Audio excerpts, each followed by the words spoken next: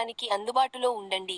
Like చేయండి, share చేయండి, మా ఛానల్కి సబ్స్క్రైబ్ చేయడం మర్చిపోకండి. తిరుపతి జిల్లా నాయుడుపేట ఎర్రచందనం పట్టుకున్న పోలీసులు. నాయుడుపేటలోని అగ్నిమాపక శాఖ కార్యాలయం సమీపంలో 1 టన్ను ఎర్రచందనం దుంగలను స్వాధీనం చేసుకున్న అటవీశాఖ అధికారులు.